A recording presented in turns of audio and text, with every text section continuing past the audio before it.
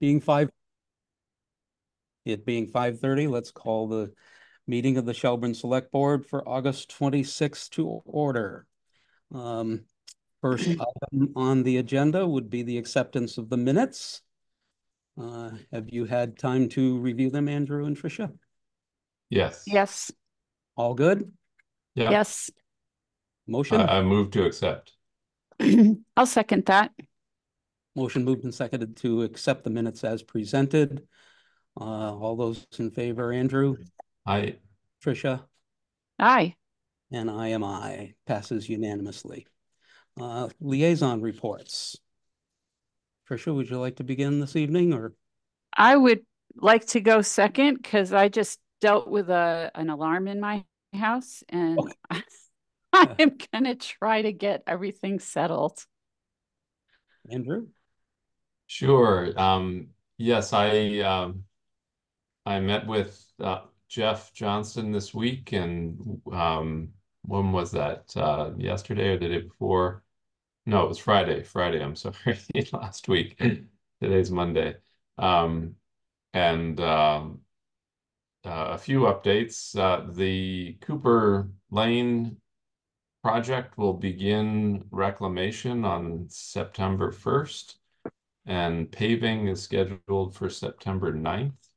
And that same paving company will then move over to Fisk Mill and the roads over there to do the resurfacing. Those are two projects that Mark had set in motion that will be completed.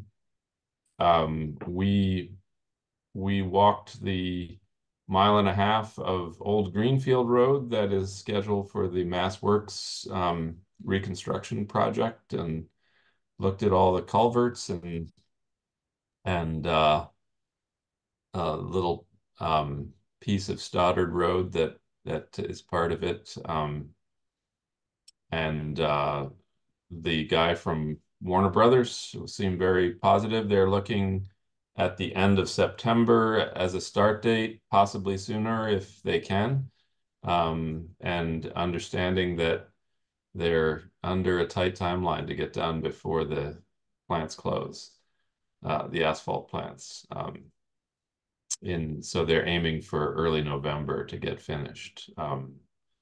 And those are pretty much what Jeff has got on his plate right at the moment. And um, the only other project that I did get some follow-up to, maybe we can talk about it in the any other business category, is we had some discussion a few meetings back about the proposed donation of a memorial bench. And I did speak with folks at the Village Information Center, and which was the site that you all were keen on, and they were not that keen on it. So I just wanted to let you know that they had their own plans in mind for a memorial bench. And so they would prefer to go in that direction. So we may want to look at some other options, and if we want to accept this memorial bench for Frank Roselle. But just wanted to let you know that as one of my updates. The the Pocket Park sign is in, and I don't know if you had a chance to look at it, Good. but there it is. The commandments are in operation. Uh, I did notice my wife and I noticed somebody setting up a painting job over at next door at the Foxtown, and I realized we didn't have a commandment about people putting their cans of paint on our picnic tables. But anyway, so it goes. Uh, Back on the bench, didn't we decide, I thought we had heard before that the um, information center wasn't keen on it, and we were going to kick it back to that lady to ask her if she had another place in mind. Did we do that? Yes, yes, Oh, that's been done. so Oh, okay. balls in her court. Good. Okay. I just wanted to make sure that that thread had not uh, gotten lost. Thanks for staying on top of it. Yeah. Trisha. Okay, thanks for the breather. So we got home and our entire house alarms were beeping, and John Taylor paid us a visit to try to help us solve it. And anyway, everything's good now, Yay. but I'm a little breathless at the moment. So regarding the Emergency Management Committee, I met with, well, I joined a meeting that Tom Williams had scheduled with Nathan Moreau, who is our coordinator from MEMA, to go over the emergency management plan for the town. We pretty much went through it line by line with my suggestions and additions and subtractions. It was a really great call, really great meeting that we had. So that's going to be updated with all that feedback and the discussion we had with Nathan. That's also in preparation for the tabletop exercise that's scheduled for 9 to 12, 9 a.m. to noon on October 24th. And you all should have received an invitation from Tom Williams for that, because the select board should be there. Also, Terry, I think you should have received an email for that too. So great. Tom had sent that out to all of the participants, or hopefully everybody can participate for that. It's pretty critical so that we can test out the emergency management plan that we have for the town to find out where the gaps might be, where miscommunications might happen, so that in the event of a real emergency, just like they say on TV, we will know what to do. We'll have those gaps filled in.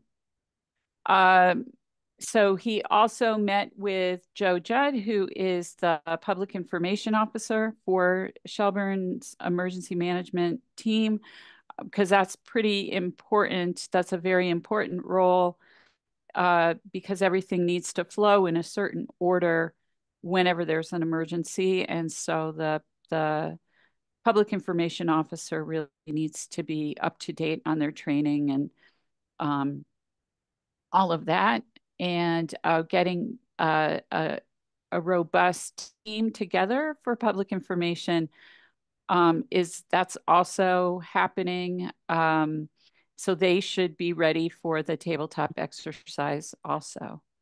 Over the weekend at the Shelburne Grange Fair, Tom had set up like a table, and he had booklets and pamphlets available. He talked to people who were at the fair about emergency preparation. There's a lot of great information that he has that he's made available already at the Arms Library and at Town Hall. He just informed me he also set up a stand at Fellowship Hall and the meeting room at the Shelburne Fire Station. So a lot of good information going out there. You all probably received the message from Terry about migrating the servers happening on August 30th. That's very critical. And I think once we do that, we'll start looking into the possibility of getting an assessment done for cybersecurity. I think there's free funds available for that now.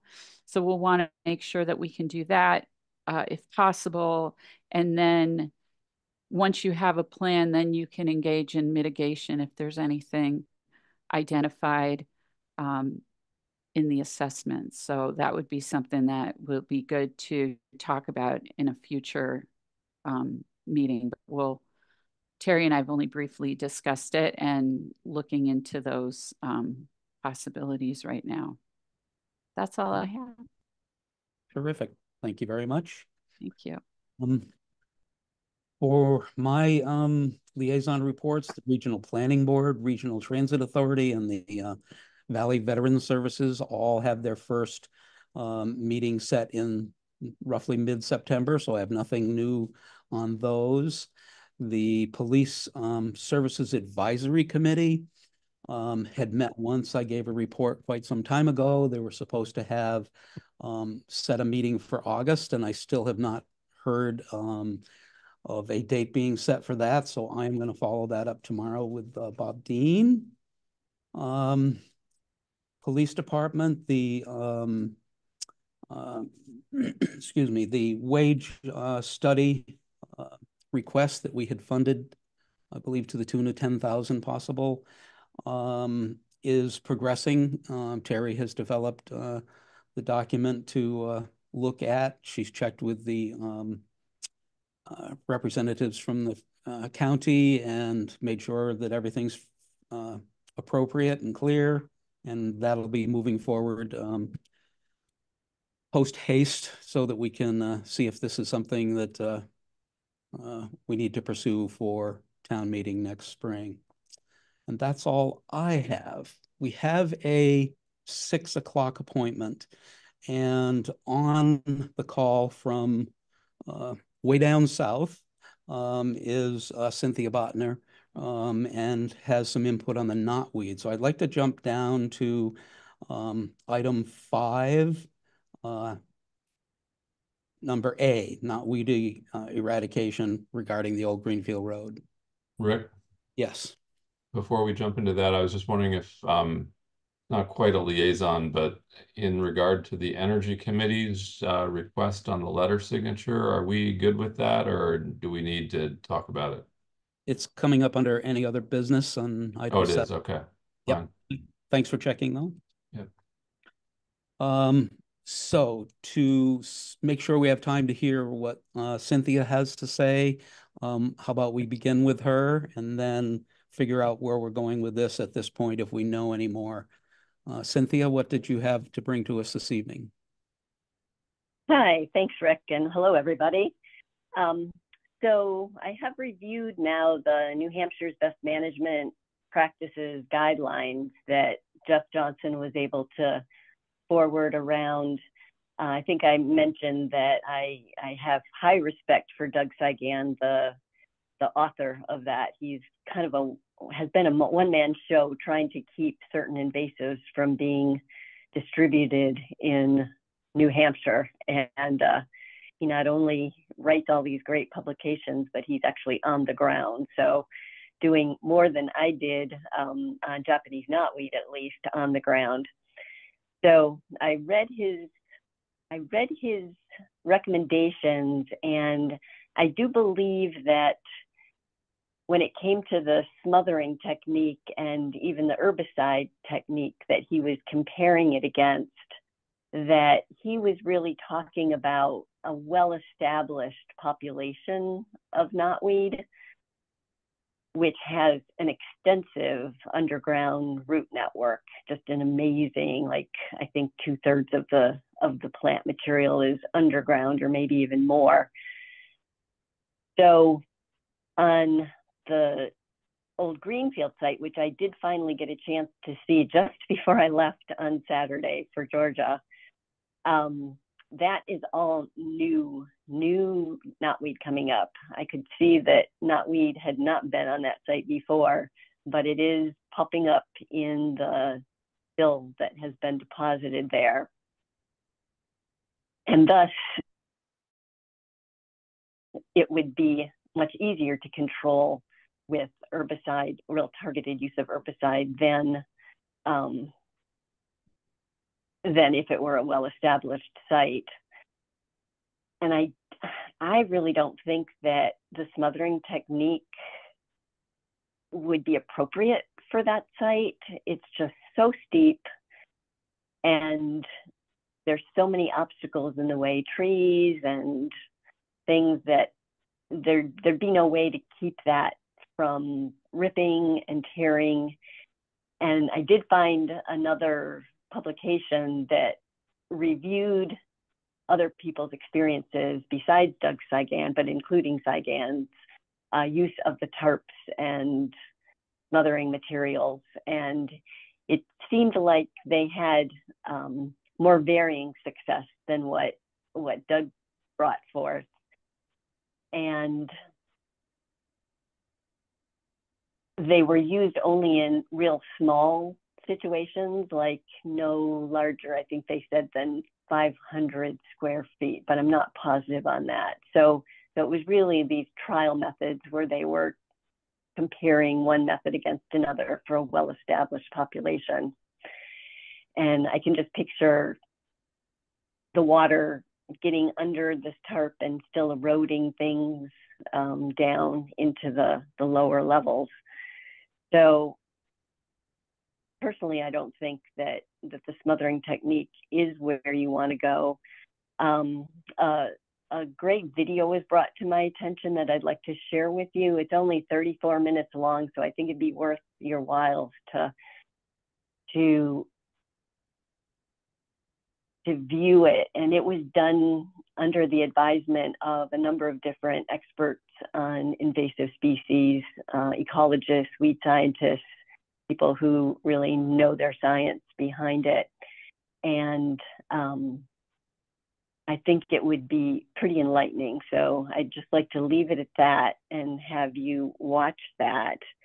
But also, in the meantime, I think I mentioned in a letter or something to you all that I did contact my former colleague at UMass Extension.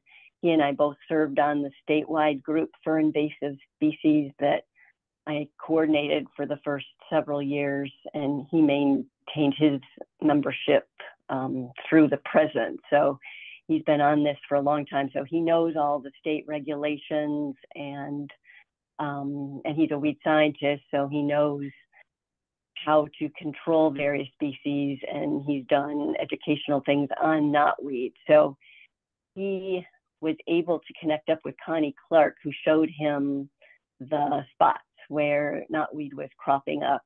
And I just had a brief conversation with him just before the meeting.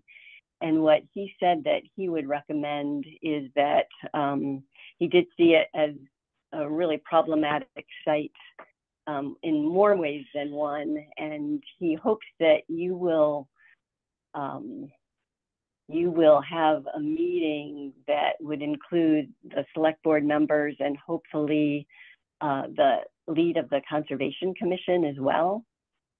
So I can get you his contact information, but after hearing what he had to say, I think it's really important that you do this, because there's some regulations that have not been followed, and I think the town could get in some big trouble down the line if that's not rectified. Let's see, what else did I want to say?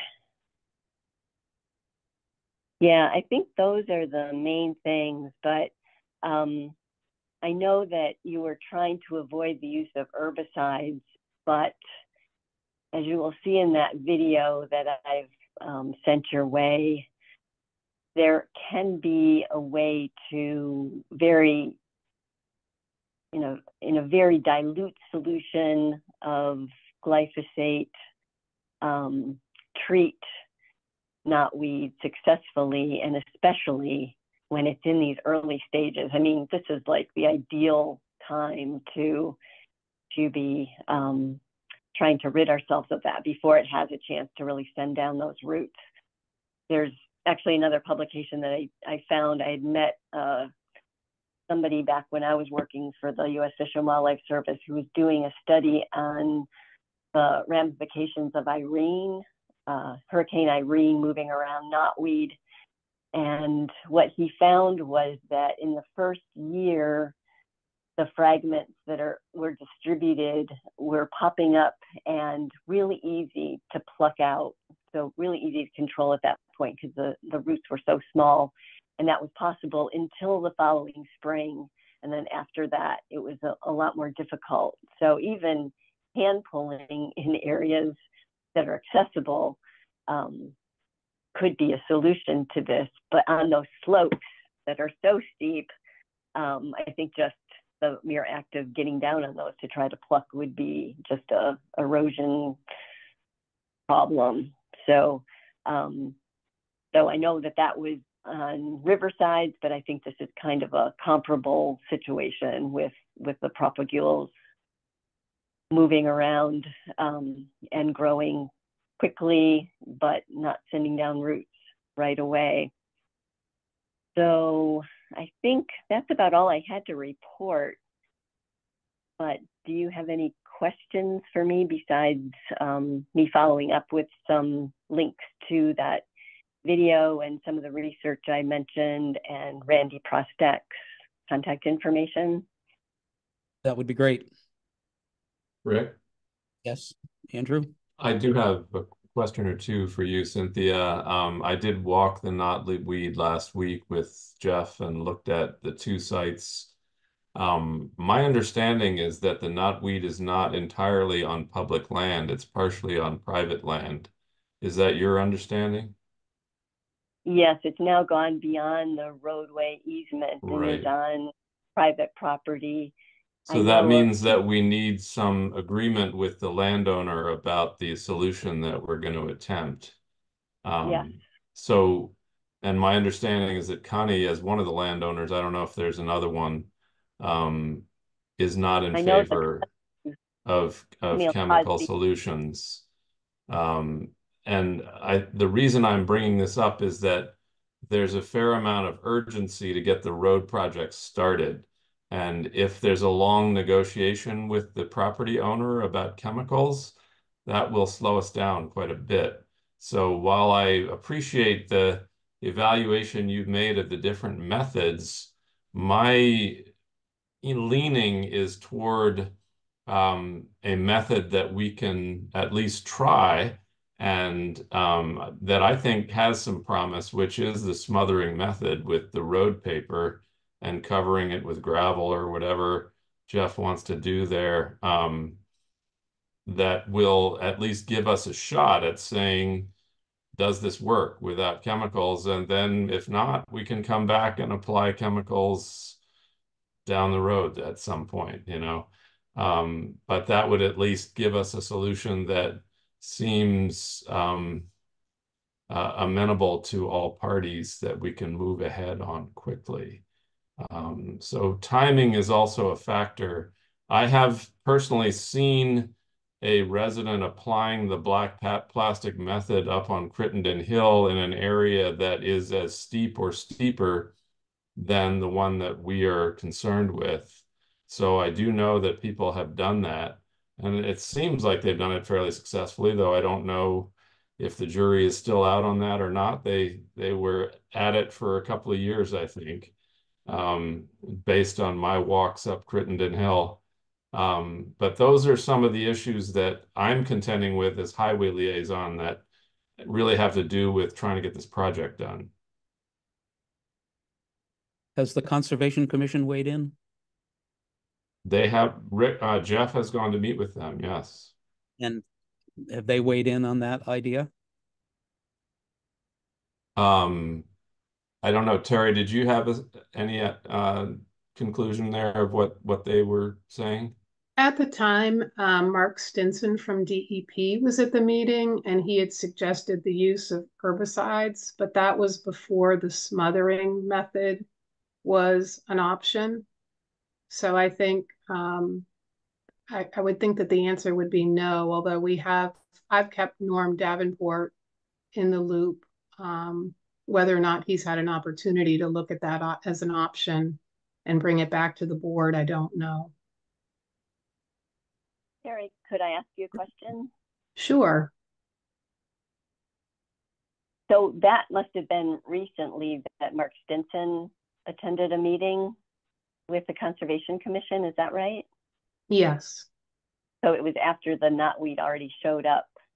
That is correct. He was there for a culvert issue, I believe, and the knotweed conversation also was discussed. Okay. And do you know if this whole project was permitted through the Conservation Commission? I don't know that. That would be something that Mark Shippey would have handled, but I'm not sure. Mm-hmm.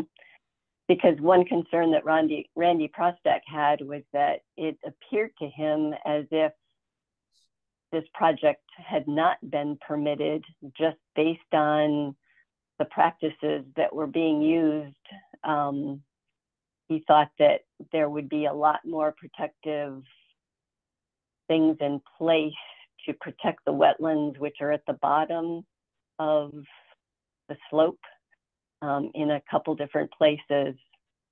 And that's one of the things he would like to talk to you about. So I think it would be a good idea to find out how much the Conservation Commission was originally involved in the permitting of the project. Rick, may I ask a question just for clarification here? Briefly, yes. Closing in on. When you are saying this project, are you meaning the whole Greenfield Road project, Cynthia, or just the mitigation of the knotweed project? The whole project, the dumping of fill for the purposes that it was brought in for should have been permitted through the Conservation Commission.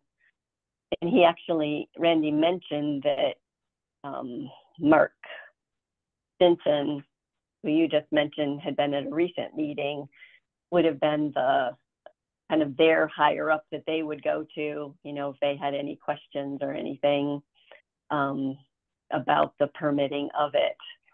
But they might not have needed his input, or thought they didn't need his input. So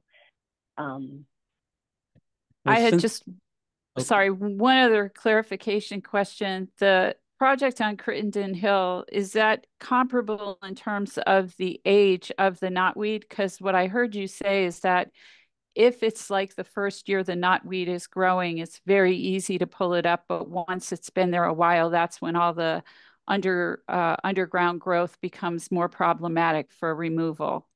Do you know either of you? I don't have any background information on that project. I could go talk to the homeowner, but I don't know anything about it to tell you how that went. Okay. Andrew, a similar size of patch and on the same kind of slope as what you've seen in Old Field Road? Similar in size and slope, yeah. Mm-hmm.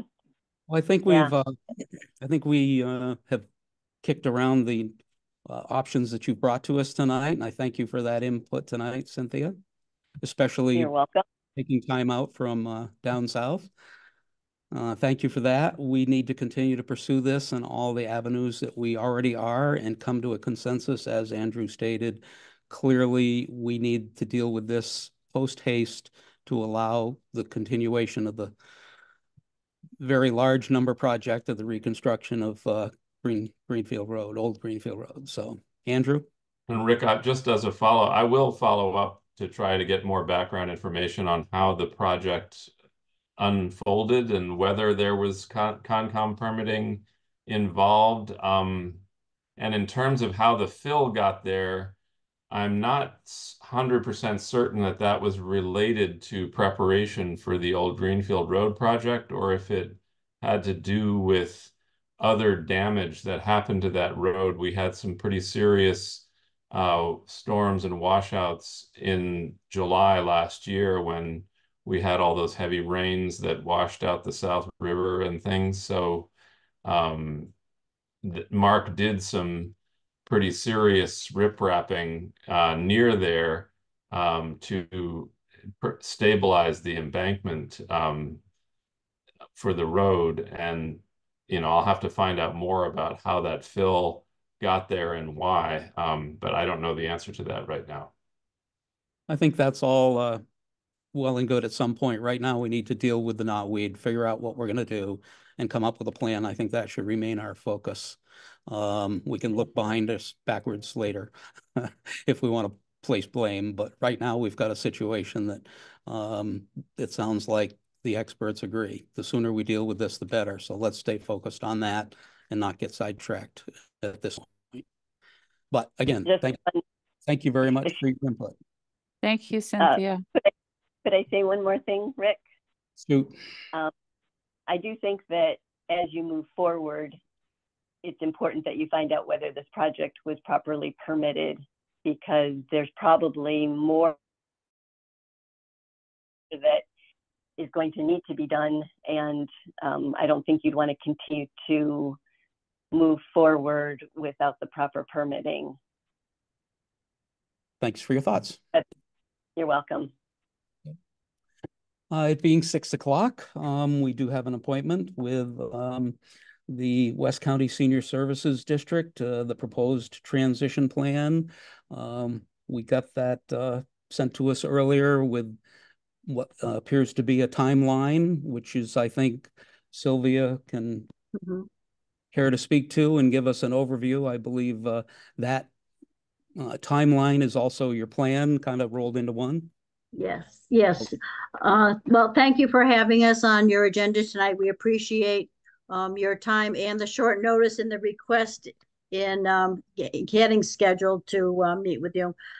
As you are most likely aware, the 6 of us Board of Managers from Asheville, Buckland, and Shelburne have been meeting regularly, monthly, since the beginning of the year, and talking about the various components of transition from the consortium that we are currently operating under to the full West County Senior Services District. So what we've sent to you is our transition plan, which is required to be approved by the select boards in the 3 towns as part of the act that the legislature voted in 2022. So you can see that we've got a timeline. This is a draft. The managers from each of the 3 towns is meeting with our respective boards for comments and feedback and questions.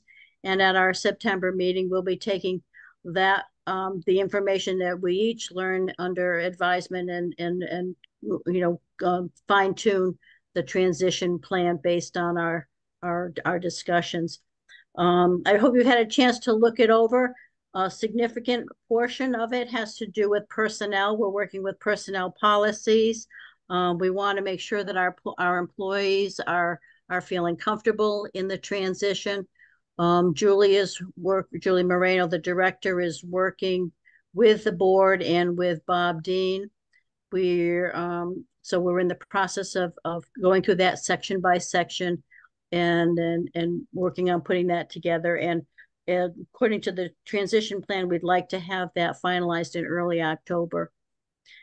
Another major portion you'll see has to do with the budget process, and that part of the timeline is taken directly from the act as the legislature approved it. We have been working on the bylaws, and the whole board has been working section by section, and the next section we'll be working on is committees, and that will be the final section of the bylaws that we'll be working on. So with that just brief overview, I'd like to ask for your comments, questions, thoughts, so that we know what you're thinking in terms of moving forward.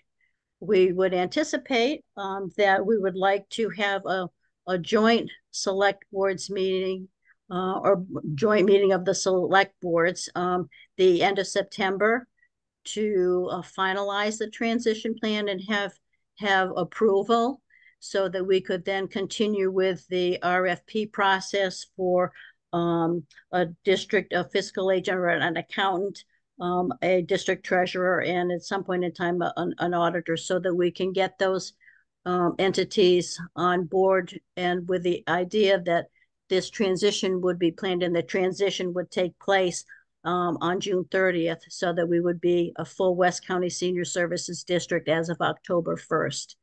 So that's the grand overall scheme of things. Chris, did I forget anything? You're on mute, Chris.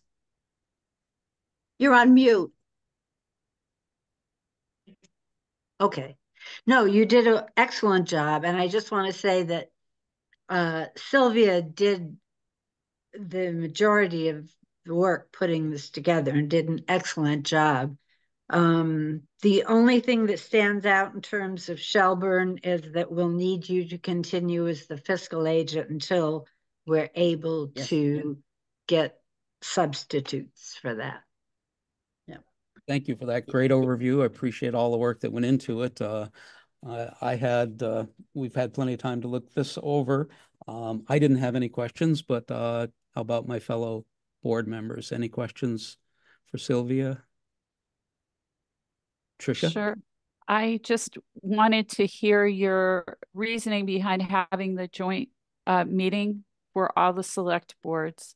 If you're meeting with them individually, I assume so you can let everybody hear what everybody's saying, but I wanted to see if there were any other thoughts you had on that. Right. When we were putting together the final draft for town meeting votes for the district to go to the legislature, we had a joint meeting of the 3 select boards where each board convened their own meeting, and with the idea that we could hear any questions or concerns that came about, so that the approval could be done at the same time. And if there were the same kinds of questions that were coming up or the same concerns coming up, they could be resolved and we could continue to move forward. We felt that that was a successful model that we used then. And with the transition plan, we thought we would offer that as the approach that we would like to use again at this juncture. Great. Thank you. That sounds great. Andrew, anything? No. Okay. Well, I think the absence of questions is a good sign. Okay. All right. I'd say you did a heck of a All job, and I had no concerns over any of it, including the remainder through the time at which you become official district, that the town of Shelburne can continue the work we do for you financially there. Okay. So, one other just along with the approval of this, I think it says it in here, is the termination of the consortium agreement. So it would be, a vote containing both issues or 2 separate votes. We haven't worked that out.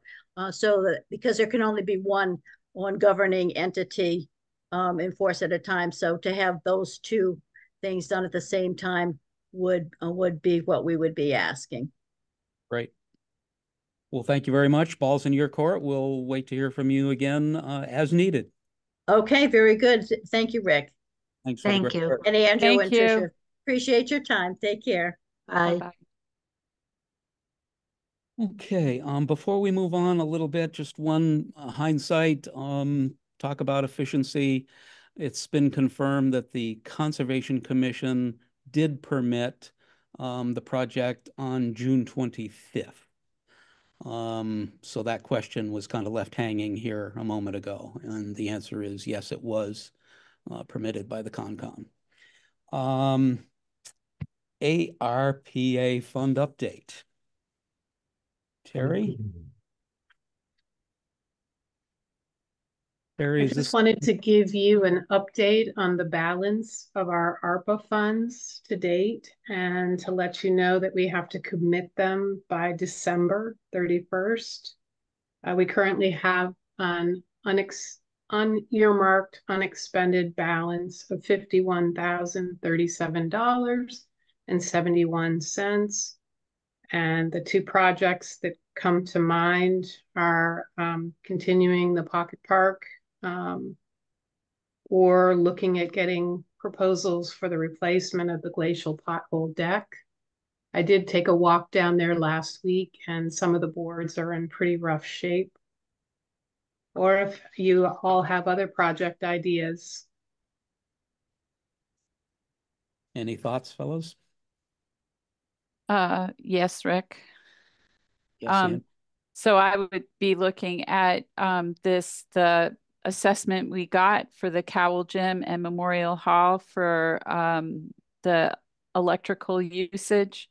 There are some items in there. I know we're going to be talking about them later on the agenda, but I think some of those are pretty low-hanging fruit in terms of like replacing lighting, light bulbs and stuff like that we could do, and well within, I think it was just a few $1,000s. Let me look at that. I think you're right. We can get to that when that item comes up. Okay, so I would like to at least put that on our radar. I don't know how much it would cost to do the projects that you mentioned. I think, Terry, on your note, you said that there was $10,000 earmarked for the Pocket Park. So that's why there's the balance of 51,000. But then the Pocket Park also was listed as a potential project. So I don't know what other things would be, because I know that that design has been in place for quite a while, and how much that those additional things might cost, or what the replacement of the glacial pothole deck would cost. But I would like to at least think about the others. Right. Yes, Andrew? A couple of thoughts about that. One is that the estimates that I've received and so far in the seeking of funding for continuing the build out of the Pocket Park for the plan that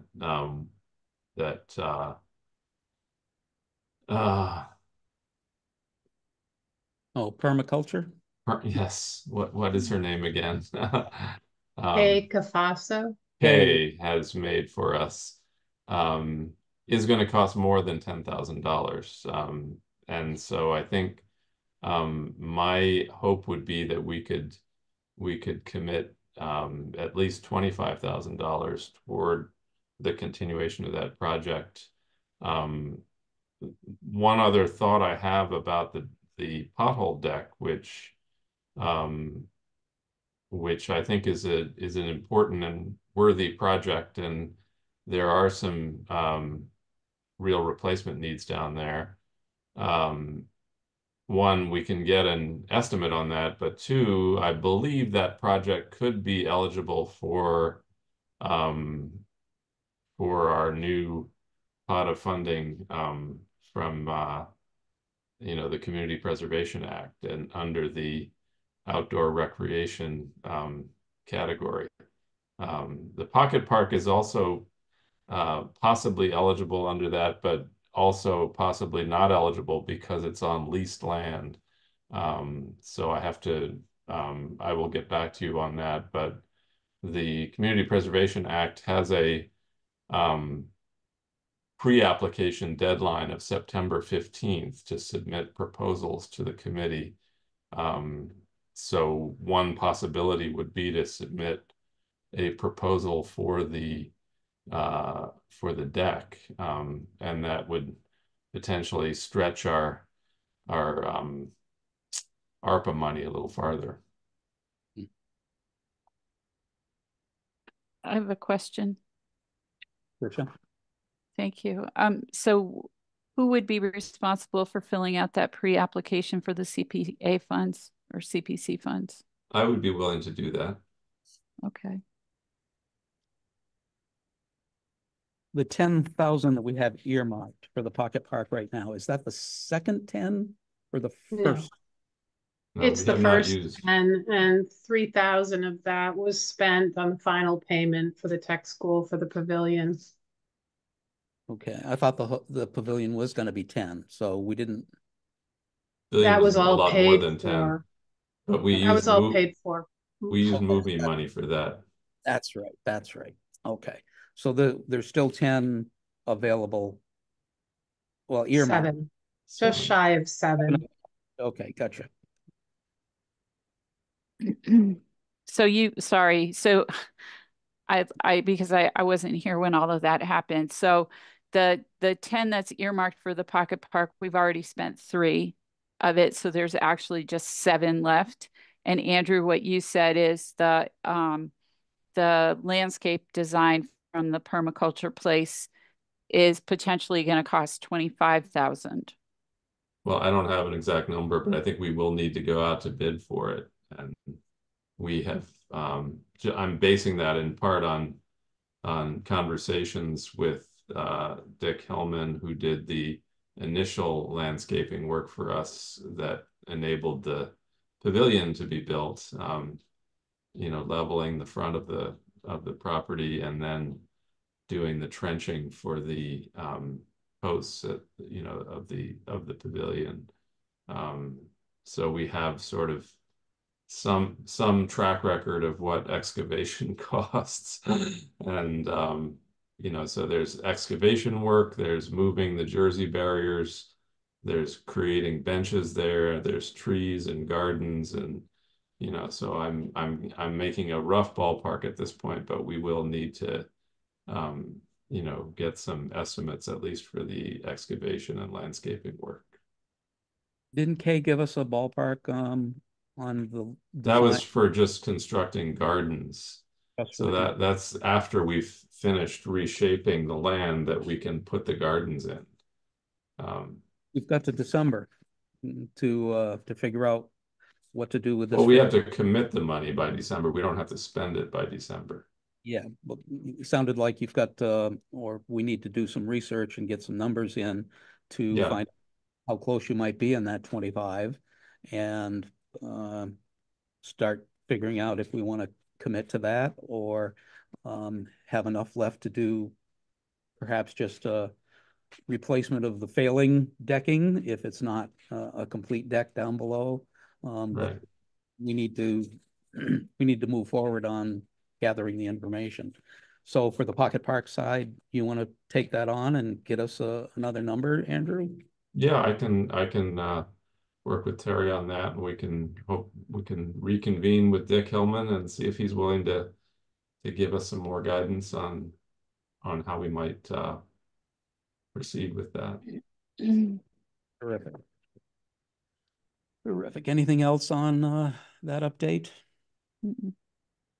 I'd also, at this point, that's item B, number 5. I'd like to skip A on number 6 and go right to the Weston and Sampson energy resiliency study, since we have at least 3 people who would appear to be here for interest in that. And then we can go back to item A after and resume our meeting. So this came to the select board. I believe, Tricia, you presented it perhaps with Tom to get it funded. So let's start with you. We've had it for since last Wednesday. It's pretty in-depth. There's very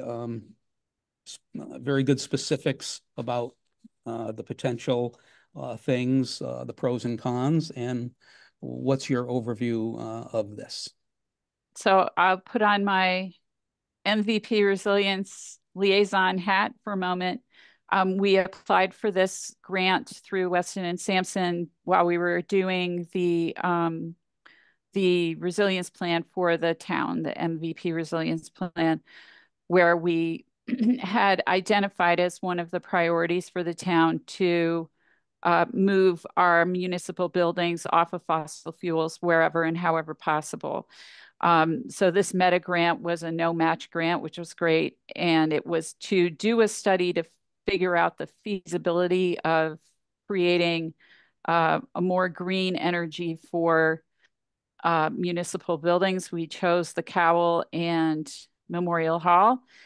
And so this came through, the engineers came out and did a visit with, I believe you were with them, right, John Walsh, when they came. And I think Todd Allen from the Energy Committee was also there because he's an engineer by training.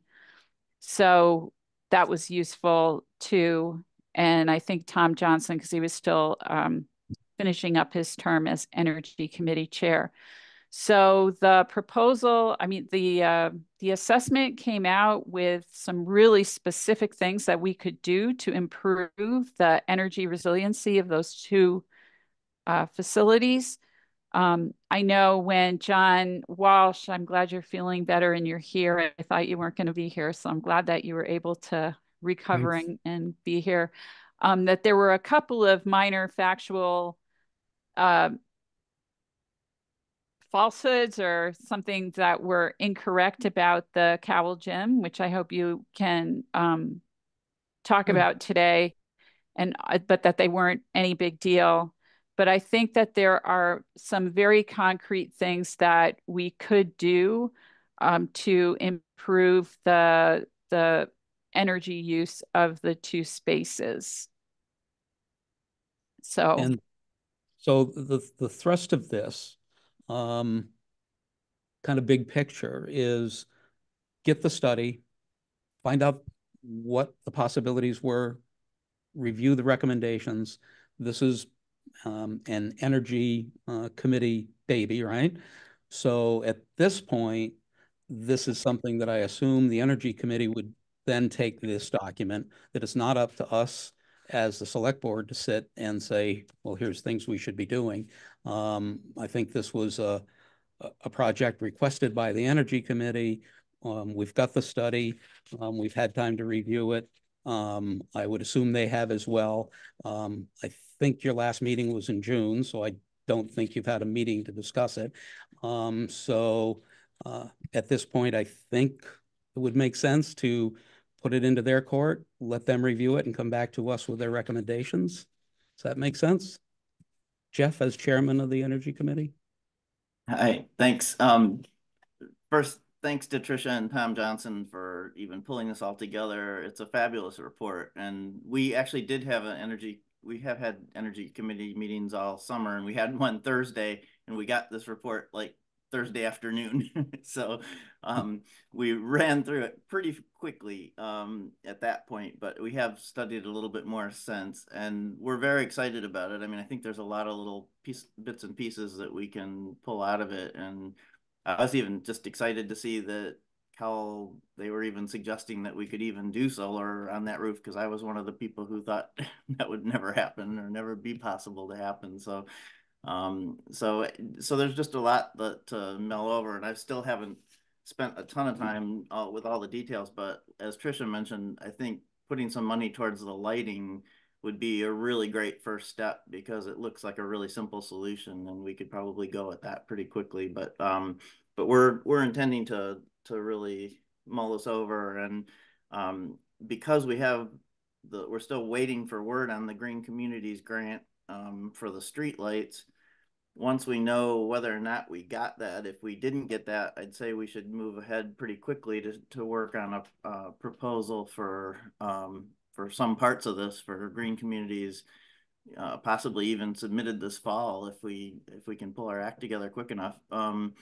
And otherwise, certainly work on it towards spring. And I think even if we do get the Green Communities grant for the streetlights, that project is pretty much set to go as soon as Eversource gives us permission to put lights up. We have one more meeting with them this week, and with RTE this week, and otherwise we're pretty much shovel ready at this point. So I think we could pull that project off and get it signed off very quickly. So we should still think about spring for this grant and getting some parts of this. And the Cowell Gym is really good low-hanging fruit for parts of that. And I think even Memorial Hall for the lighting, especially right off the bat. And we'll look at some of the other parts too, but we just need a little bit of time to actually go over it rather than one day of reading it very quickly.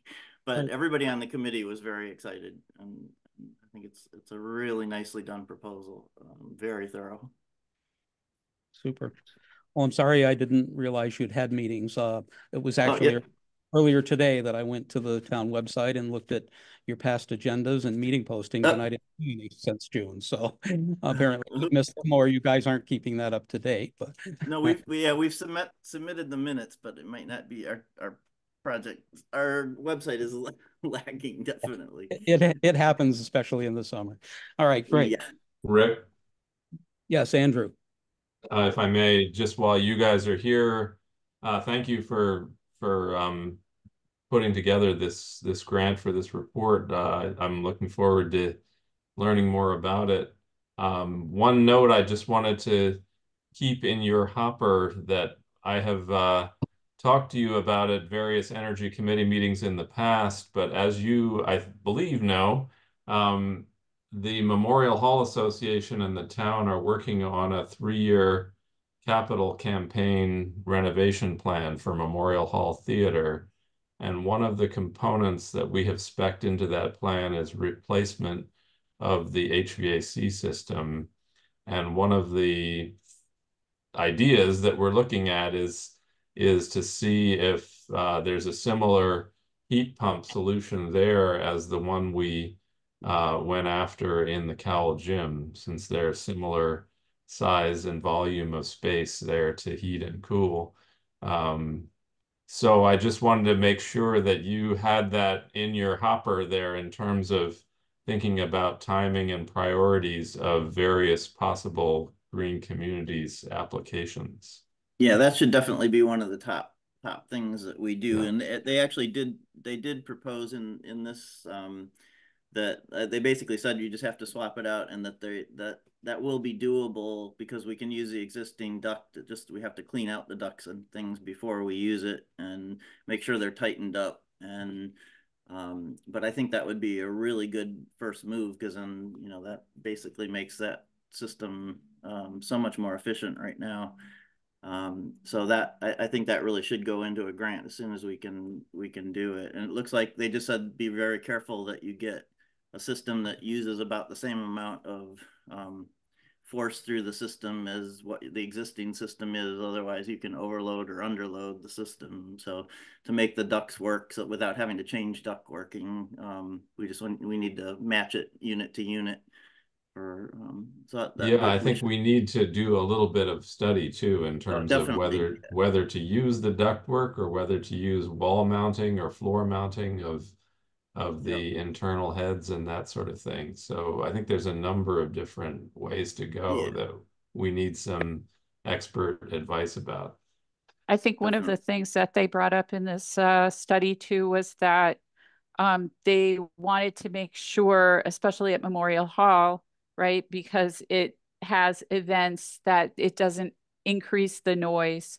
So that's one of the reasons I believe they said using the existing ductwork would be good, just tighten it up better, because they didn't want to add to the noise. Now, part of the renovation is to replace ductwork so that it's less noisy. That would probably work as well. But I think that certainly the Memorial Hall Association could use the information in this study to as part of their plans for the renovation, because some of it wasn't clear about the electrical and whether solar could be on the roof and how much it would cost, et cetera. So I was really happy with this report as well. I think it was really thorough and also provided a list of sources for funding outside of green communities too. Tom? Yeah, I have read through the report, and as was mentioned, I walked through the two buildings with the Weston and Sampson group. I am concerned about their recommendation of using the existing ductwork, because the ducts just put cool or hot air into the ceiling of that very high ceiling space. And I think it would be much more efficient to put in floor-mounted mini splits rather than using the ductwork. Floor-mounted systems would be putting the heat in down where it's needed, and the cool air that would come in the summertime when needed would be heavier than the air up above, and so it would hang down lower as well. Wall mounts are not a possibility in that room because of the very narrow spaces between the windows and the adjoining columns that are with those windows. So you can't put the standard wall-mounted mini splits in. But just as the mill has them, these floor-mounted mini splits work just fine, and I think that would be a much better way to go. But let's have heating experts double check all of that. Great. As I said, the Energy Committee's got some work to do to go through this and tell us how it should be in their mind as well. And that's great input too, Tom. Andrew, just can I see John Walsh, did you have any comments you wanted to make tonight? Yeah, I do, especially about the Cowell Gym. I was disappointed that they actually did not address whether or not it's reality to put solar on a membrane roof, especially when we have insulation up underneath there, which to me means a more cost of having to bring an engineer in and find out whether or not we can actually do that. I did like the fact that they did recommend putting in a solar battery backup, whether we put solar in there or not. I think we do need to remove the old heating system at this point. When I fired it up the last time, there's a major leak in one of the steam system distribution pipes. And so it is, I think after a year seeing it, that it would be safe to actually have that removed.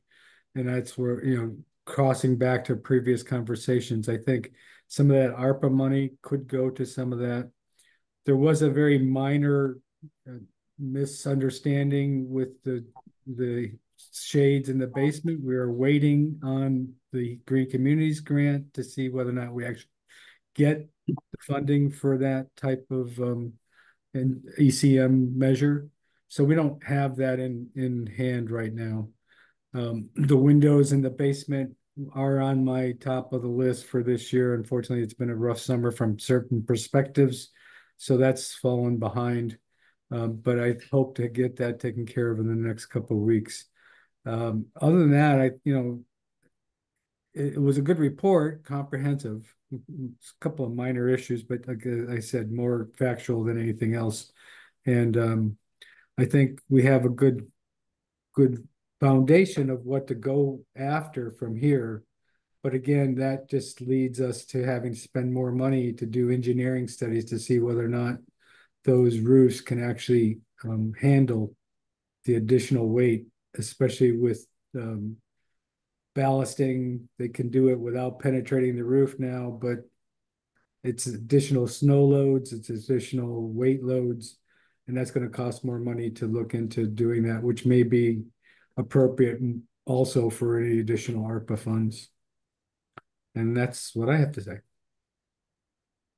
Back to you, Andrew. Yeah, I just wanted to follow up because we're thinking about more heat pumps in Memorial Hall Theater, just to get a sense of how the heat pumps are working in the Cowell Gym. Terry, do you have any experience yet of demand charges related to cooling in the Cowell Gym? I know that the Memorial Hall Association has gotten some pretty expensive electric bills recently. I think that we used air conditioning in July for the movies. And where do we stand with Eversource on those demand charges? Has there been any change in that policy? I can't really speak to the Cowell Gym. I know John could speak better about that particular building, but I know the police department just got a bill this month and their demand charges were $400 and their use was $200. It's ridiculous. So yes, demand is not going to go down regardless of whether or not you put solar in. So we're stuck with these demand charges going forward. What happens is at nighttime when the heating system comes on, which is where the most demand occurs, the ratchet is set and it stays there for a year. I believe it's a year. It might be they may have changed that requirement. So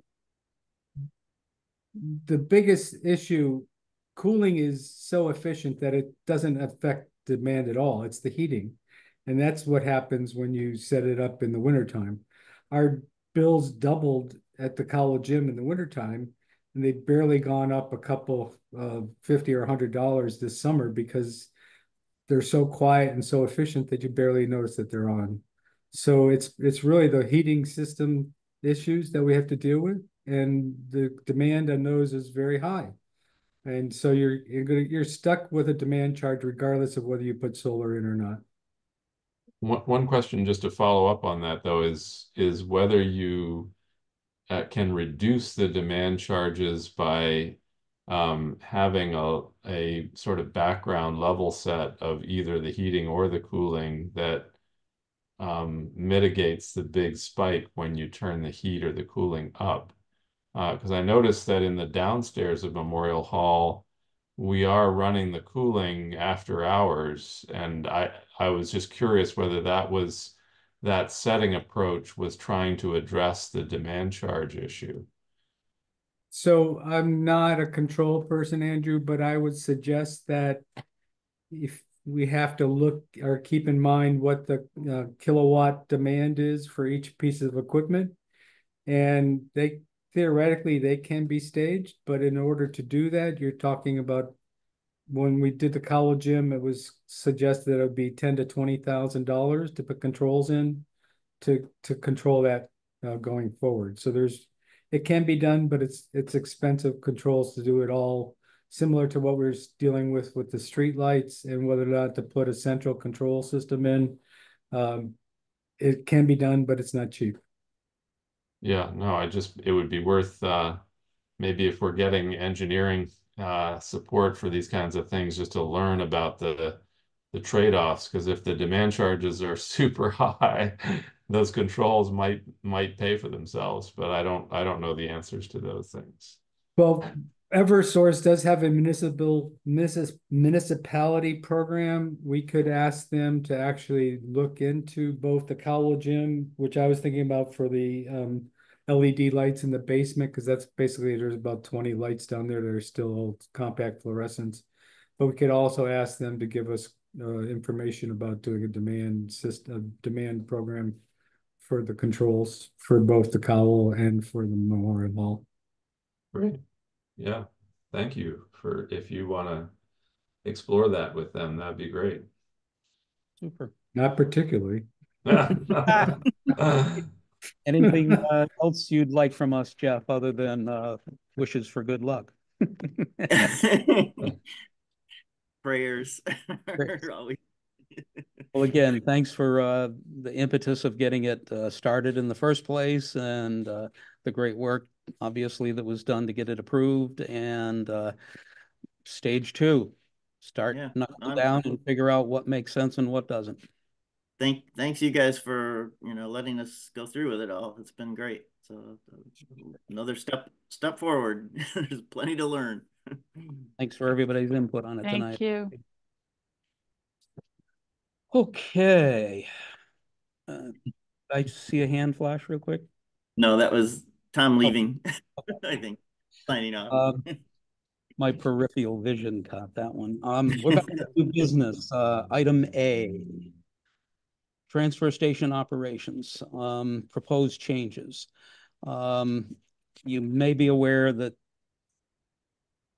it's an ongoing, uncomfortable situation at the transfer station with people just being people, I guess, would be polite enough to leave it, and that we're looking for potential ways to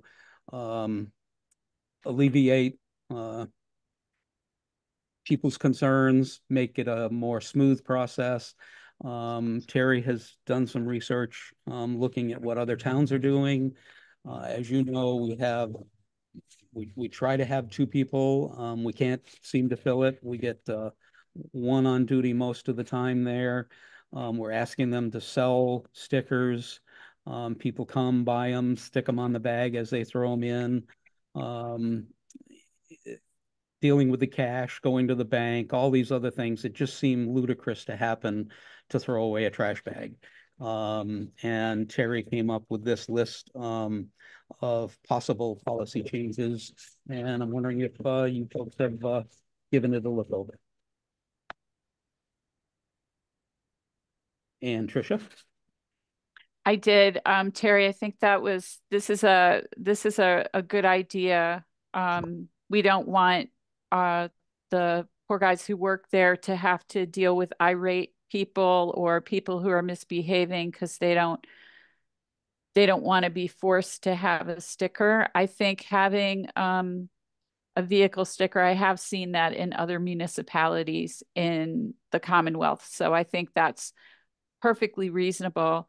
I guess the only questions I had were regarding whether you've talked with the current attendance about this. Also, the annual fees. I know you said the cost of the window decals. I wasn't sure if you meant to have those produced or how much other municipalities are charging for that. And is this going to be in addition to bag fees or instead of bag fees? And if so, what is going to be the fiscal impact on that? Most municipalities charge a sticker fee for the window in addition to the per bag fee. The purpose of the decal is just to prove residency and make it easier for the attendants to eyeball whether that vehicle belongs there or not. We have Okay. surrounding towns already going down this road. Is that correct? Yes, yes. Buckland, in fact, voted to enact this, I believe, effective January 1st, because they're also having difficulty with out-of-town residents using their transfer station. You had another question, Tricia? Did this come from the employees there, or have you discussed this with them, or is this going to come as a surprise to them or a happy surprise, or? No, this stems from multiple conversations with our lead attendant and the frustrations that he faces on a daily basis there. Okay. I think this is a good idea. I think having the sticker in the car to identify that the car is owned by a town resident is a good idea. I don't know if they're going to go get all their friends from Buckland and pile them in their car with their trash and throw it out in our station, but there's not a whole lot we can do about that anyway. I think removing the sale of the stickers at the location is a no-brainer, along with this as well. And people are something, you know, he's not in an enviable spot asked to enforce Shelburne residency. You know, getting to the point where an individual put a sticker on the bag, turn it away from him on purpose, walk over, throw it in, refusing to turn it to show that he's got a sticker on it, just to be a you know what. So, I mean, it's gotten to the point we need to look at changes that will streamline and make it an easier, more pleasant experience. But I don't think it's a matter of eliminating the stickers. It's getting a car sticker with an annual fee and then stop selling the bag stickers at the location, pretty much as laid out here. So they'll, sorry. Go ahead. Yeah, so the only thing about that is, I mean, people could still they could still have their, you know, uncomfortable behavior, right?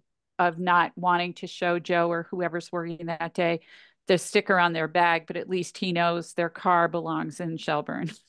Yeah, well, So, if you read the sheet, it says that the stickers would be required, as is happening in other towns, to be at the tie of the bag, as opposed to on the body where they can turn it. You can't hide it if it's wrapped around the tie of the bag. And if you require the location where it goes, you'd eliminate that. Andrew, I see you. I see the wheels are turning. Any comments? Well, just that I think in terms of the uncomfortable behavior, yeah, that still requires, I think, you know, a transfer station attendant who is willing to check the bags at the station, you know, and to say, you know, either show me your sticker or I'll throw that bag in for you. you know. But I think it's going to require that kind of attending of the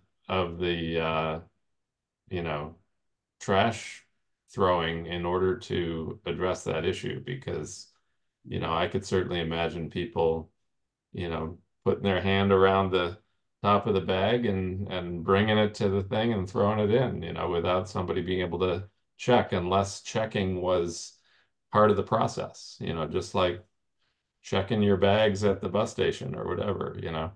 Um, The problem so is I unlike think I think that's part of just employee training, to say this is part of your job, is to, you know, essentially be the attendant who checks in the trash. Um, and probably fair if to say the majority of people are not this way. It's the ones who are that Right, cause. but if we're not worried about the minority of people who are, you know, unneighborly, then why go to all this trouble? Why not just let them keep being unneighborly and do it the way we've been doing it, you know?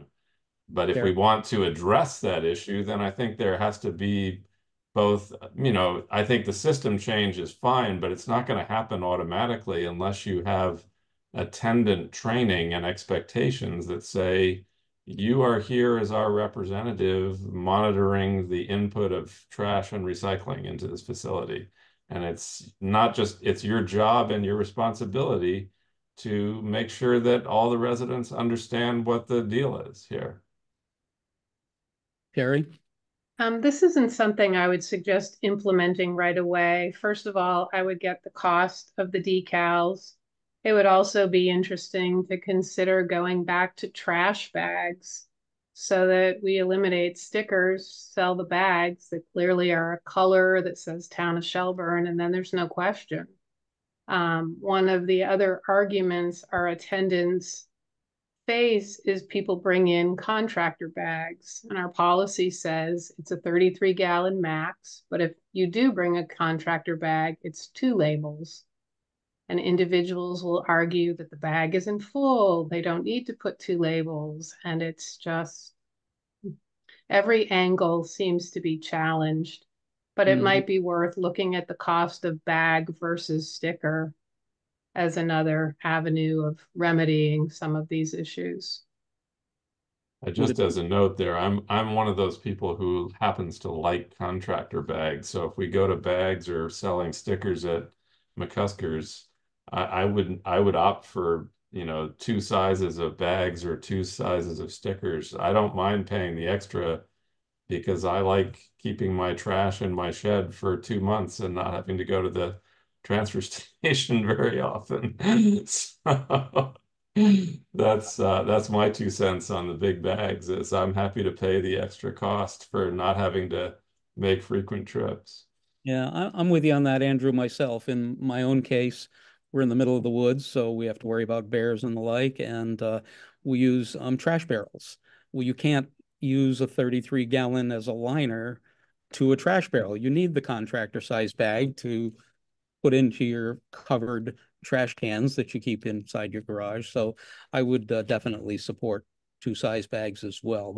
But would it be fair to say we have a consensus that we should pursue more information about the cost of smaller bags in a larger bag, and other details that may help us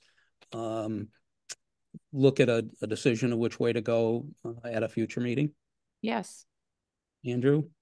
Yeah, I think that'd be great. I mean, the only other 2 cents I would throw in as just an option to consider is, if we're going to get I think going to selling bags or stickers off-site is a good idea, just both to take that job off the shoulder of the attendant, and, you know, make for a more transparent system, that people could pick up their stickers when they go grocery shopping or whatever.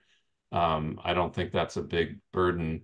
I think we might get pushback on the $20 decals. And one thought I had about that was maybe, you know, make the first year of that program free just as we're rolling it out.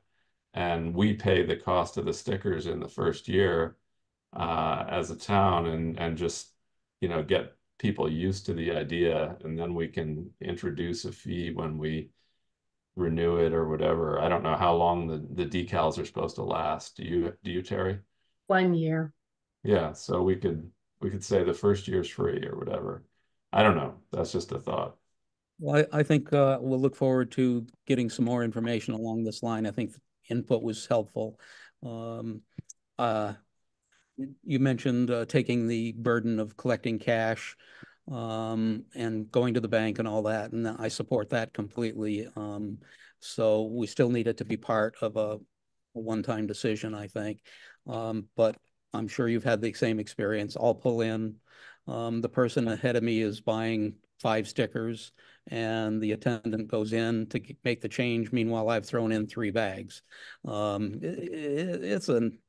It's a thankless job, and there's no way it can be watched properly and without undue stress currently, and we need to make some decisions. So I'm glad we're agreeing to go ahead and look at some options to improve the condition for both the residents and the employees.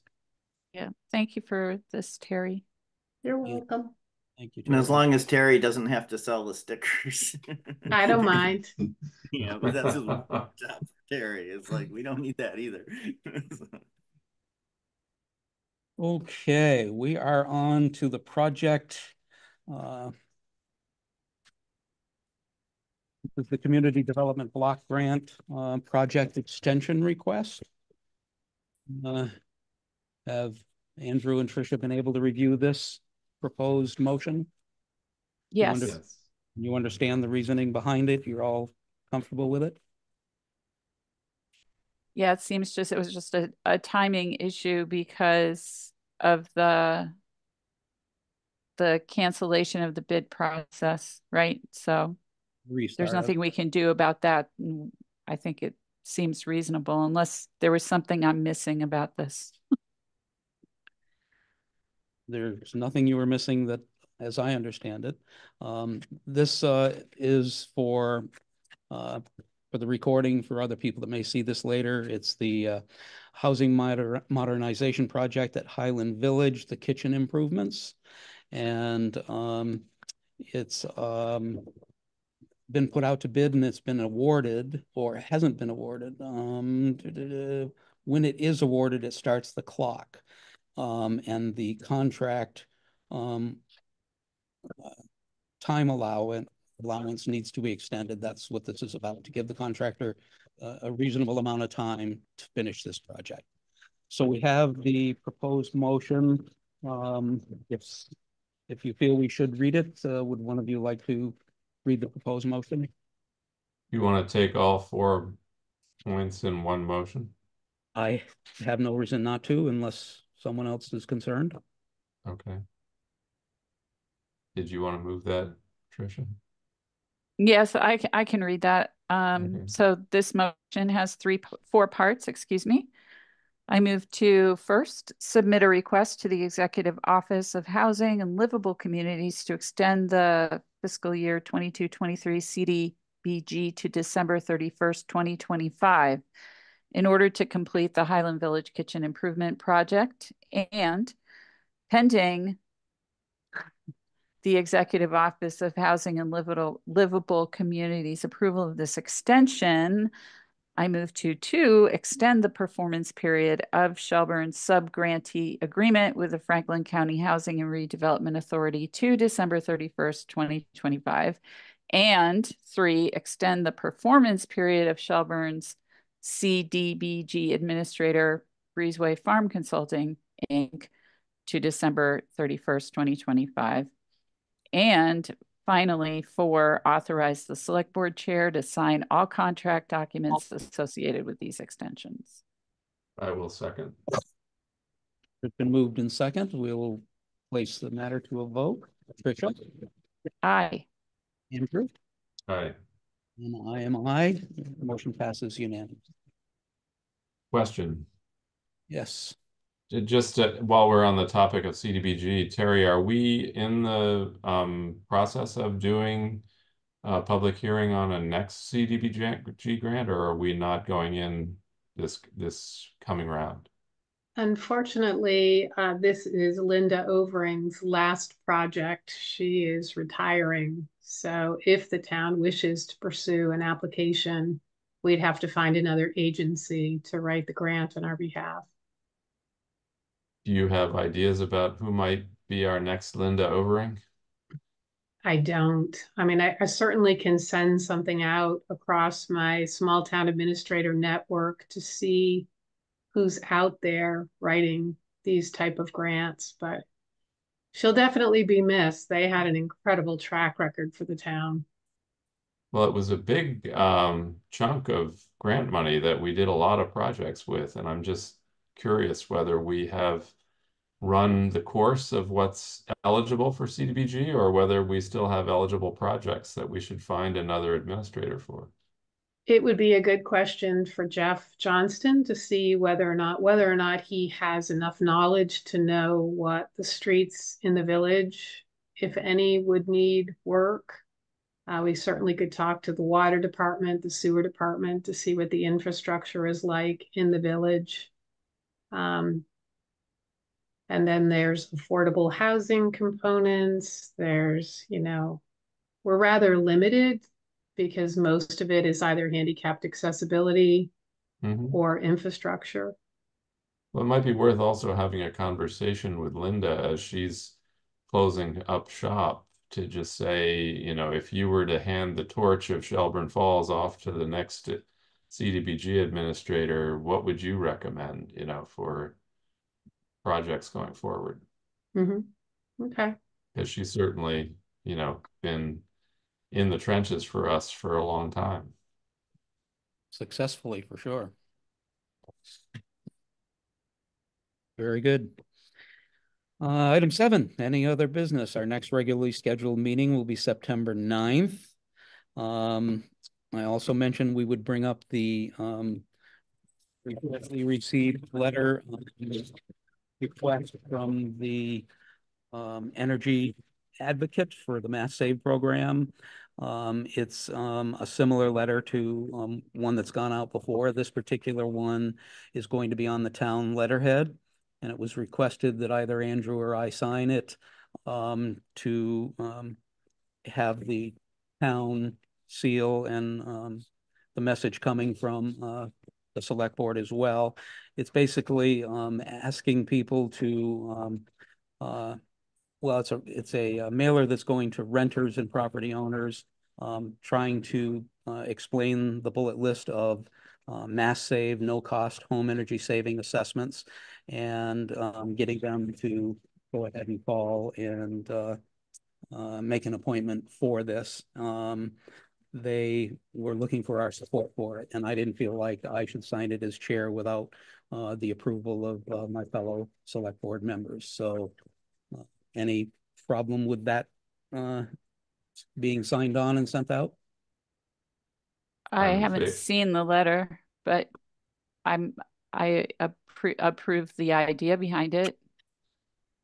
I have seen the letter, and maybe Terry can forward it to you, Tricia, just so you can take a look. But yes, I would support having you sign it, Rick.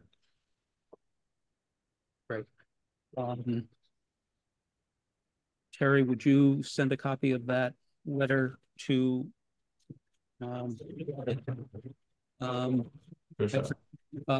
send a copy of the letter to Tricia. Tricia, if you have a concern, respond to Terry. In the absence of that, actually, why don't you respond either way? In the absence of that, I would sign the letter on Wednesday. Okay, perfect. Thank you. Perfect. Thank you. Any other business? Yes, I have something. So I was, I told you I was going to go to my Selectboard 101 training, which I did. And then I also attended a mentorship meeting through the MMA as well. And one of the things that came up was especially kind of because of how people have started feeling about their governments in the past decade or so. That one of the things that they're recommending for people to do who are in positions in their local government is to be really accessible to the community. And one of the ways they suggested to do that was to have office hours. So I would love to be able to set up a time for that. I actually even checked on the introduction to select boards at the Massachusetts Select Board handbook. And it says that it's critical that select board members make themselves available to speak and meet with citizens in a timely manner. Some boards find it useful to have members take turns being, in quotes, on duty to answer citizens' questions during weekdays and weekends. And so I would be willing to set up times to just be available for people and let people know. That way Terry doesn't have to answer all the questions all the time, that I could be at different locations at the municipal buildings just to answer questions or just hear from people like, hey, you know, I was curious about this and we could look into it, provide answers back so people feel like they're really well represented by us.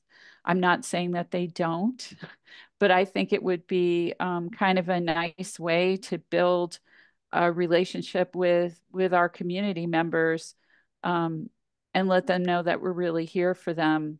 And, you know, we can each take turns doing it. You know, I take 1 week, you folks take a different, you know, the next week or whatever. And I know, Andrew, you work full time, so it wouldn't be possible for you to do it necessarily during the day. And that would be great because I can't usually do things in the evening. So daytime is good for me. Evenings might be good for you. I could do things on the weekends. And so since it was right here in our sort of handbook, the Massachusetts Select Board handbook, I wanted to talk to you folks about it and see what you thought and if we could start implementing that. Andrew? Question. Yeah, I think one question I have, maybe Terry, you can enlighten me on this because I haven't been looking at our website as much as I should, but do we have that kind of invitation posted on our website, like, got a question for the select board, here's how you know, get an answer kind of thing? Or do people just call you and you check in with us about who wants to take this one, you know? Generally, everything is funneled through me. And then if it's a highway related question, it goes to you, police, Rick, right. Trish, the departments she represents. Yeah. So I guess that's my question, Tricia, is whether you think that system that Terry just described is, one, is it adequately visible on our website so that people who may be new to town or haven't been as engaged as others have a place to go to know how to get their questions answered and things like that? That would be kind of my first stop to say, is the system that we are using now, is that well enough understood by our residents, you know? And you know, I don't object in principle to office hours, but in practice, I'm not really that eager to do sitting around waiting for people to show up and talking to me. I'd much rather have them contact me either through Terry or otherwise, and I, you know, field a fair amount of that through email and bumping into people and other things like that. And that feels just more efficient to me in terms of, you know, finding a time when I can address somebody's question or concern. I would agree with that take, Andrew. Myself, I'm not aware of any complaints. Our meeting every other week invites public comment. I can't remember the last time we had public comment. Our email addresses or phone numbers are on the website. It's a small town. Everybody knows everybody. No one seems to have a problem finding me if they have a question. And don't fix what isn't broke, in my opinion. I think, Tricia, when I read that handbook, we forget sometimes that we're a tiny little community with a 3-person select board. We're stretched thin as it is. There's plenty of towns in Massachusetts with 5 or 7 members. So 2 or 3 can go out and be a subcommittee without violating open meeting. To have us on a rotational basis go out and solicit or potentially sit there for an hour waiting for nobody to come, I'm not willing to give up that time either. My personal opinion is that our job is to conduct the day in, day out business of the town of Shelburne. And our funnel is every board, commission, and committee that's out there. And I've tried to attend a meeting or several meetings of every committee to learn the players. And I trust you, that's where all your things you're going to have to deal with are coming from.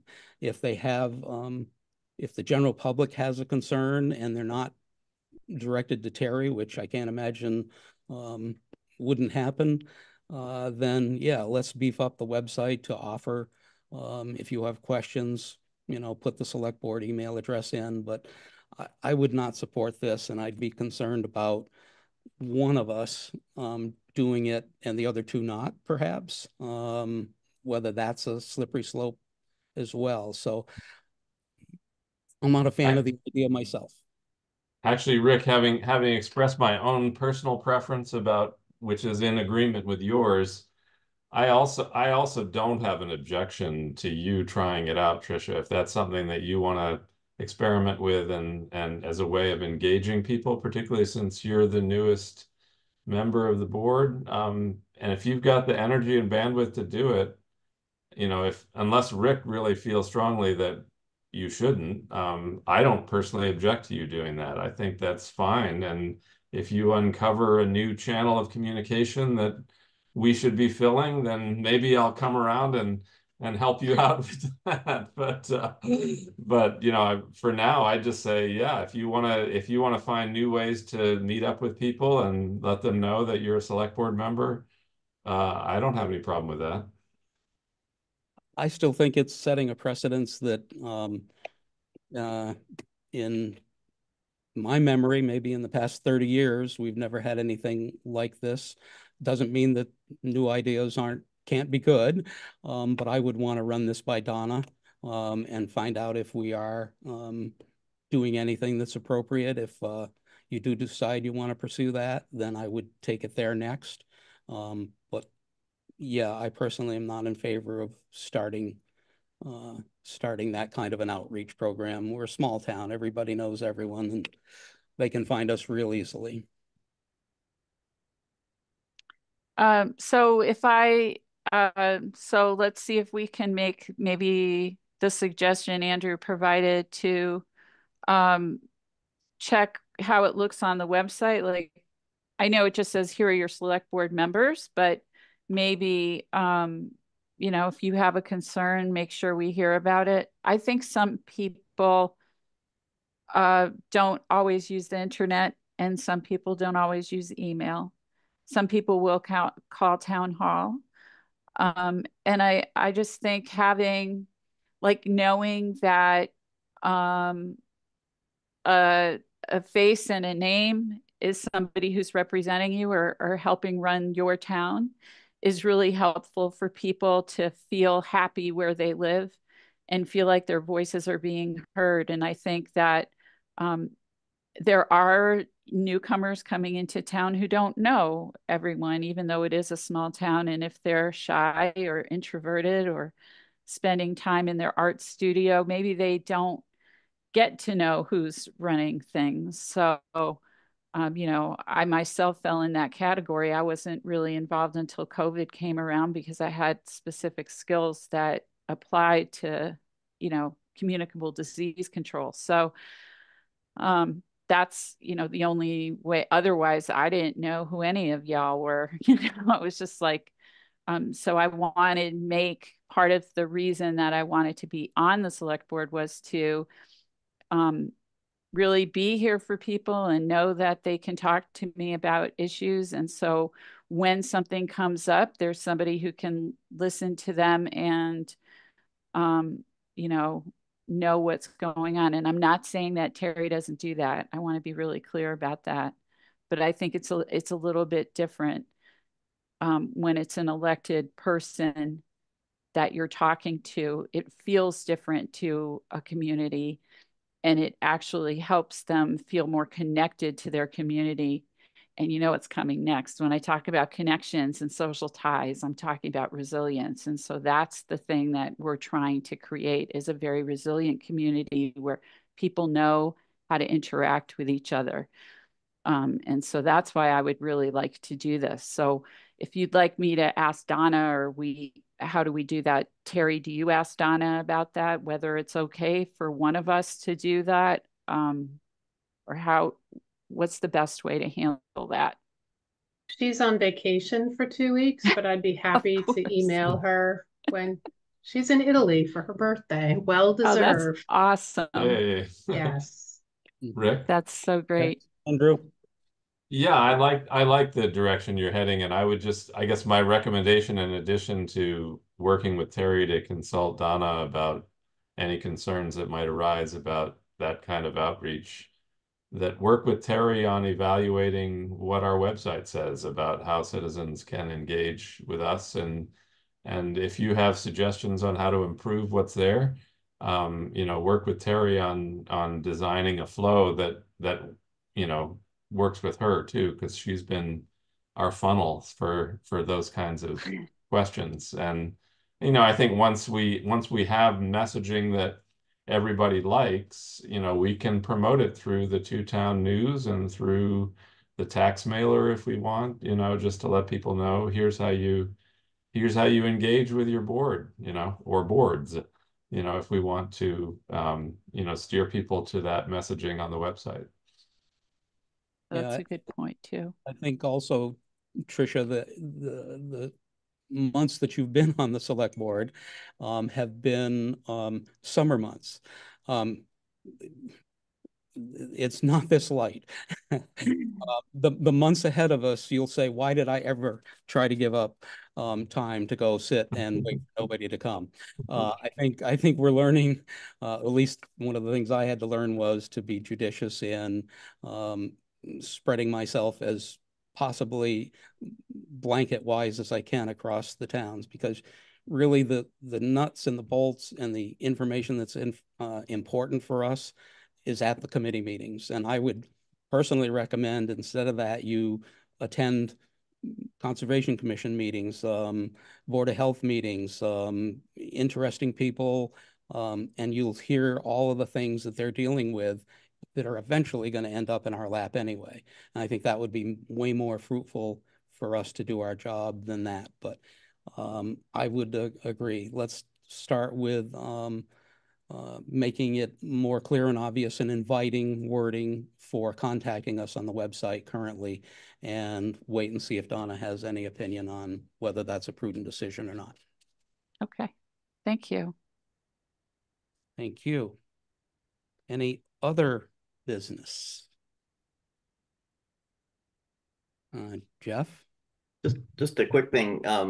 We've been working some with Joe Judd lately, and I just noticed that, I mean, his computer is really outdated. So if you guys could think about trying to upgrade Joe's computer, he's having trouble even with using USB things. And I think it's partly because the new USBs came out at 3.1 and his computer can't handle it. But I mean, he does have some issues with that. So I just want to have it on the radar if you guys see money out there. I know it has to probably go through, I don't know if that has to go through a town meeting process or how you do it, but.